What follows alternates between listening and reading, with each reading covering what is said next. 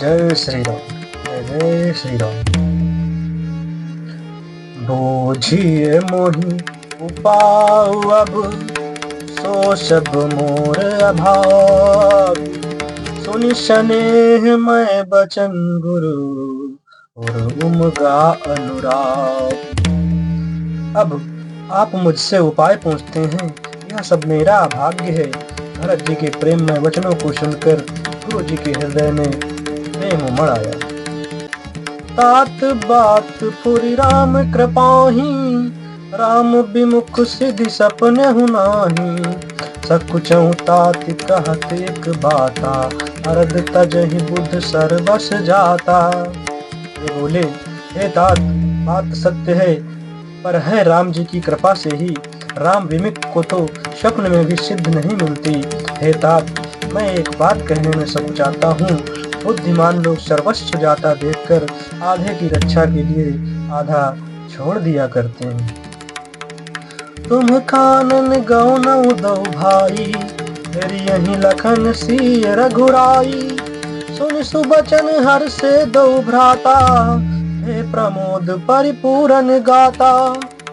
अतः तुम दोनों भाई भरत शत्रुघ्न वन को जाओ, और लक्ष्मण सीता और श्री रामचंद्र को लौटा दिया जाए। ये सुंदर वचन सुनकर दोनों भाई हर्षित हो गए। उनके सारे अंग परम आनंद से परिपूर्ण हो गए।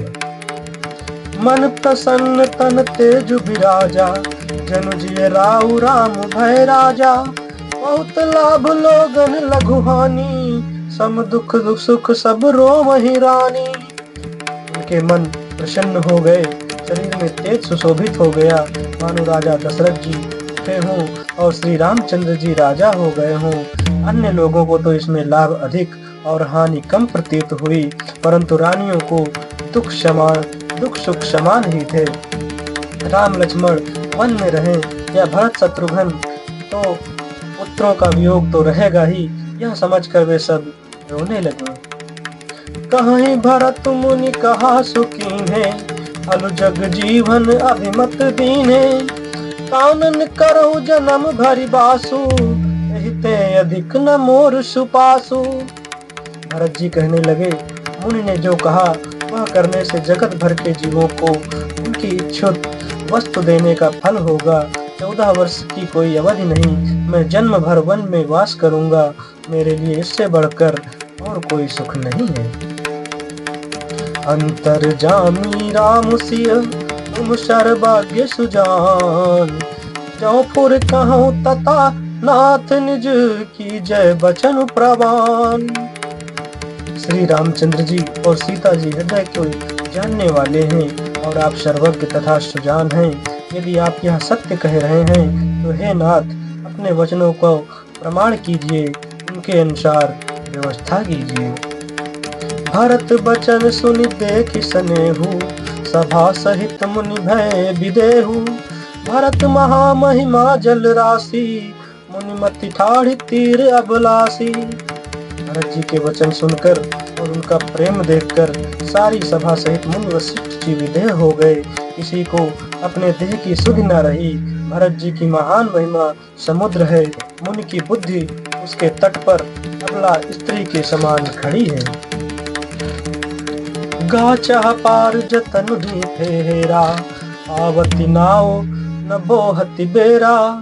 और करहि को भरत बड़ाई, सरसी सीप की सिंधु समाई।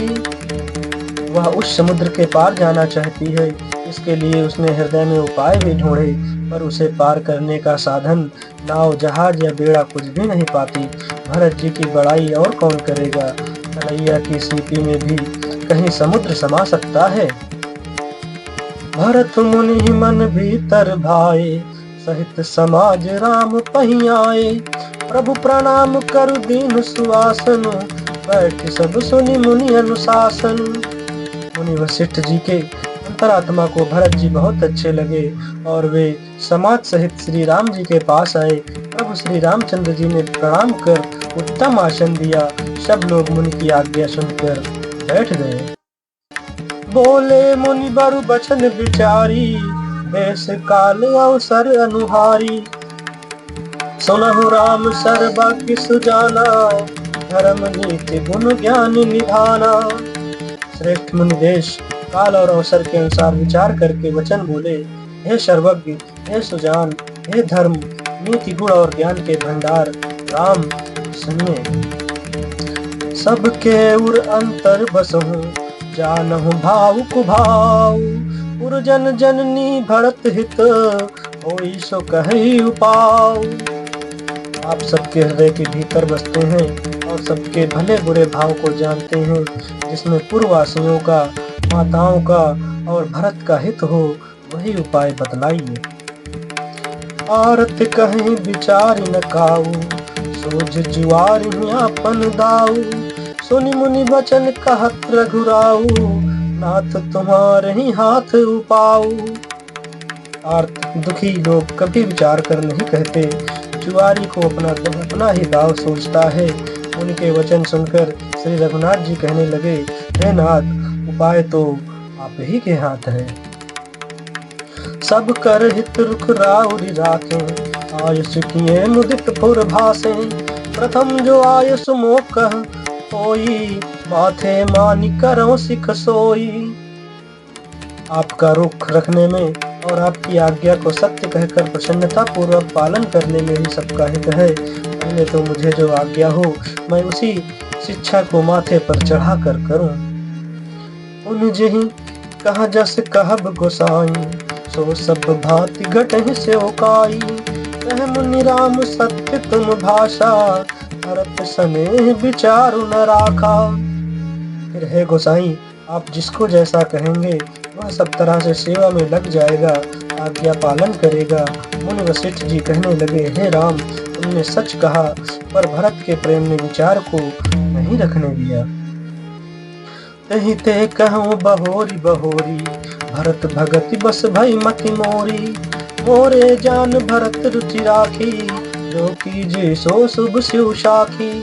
इसीलिए मैं बार बार कहता हूँ, मेरी बुद्धि भरत की भक्ति के वश हो गई है।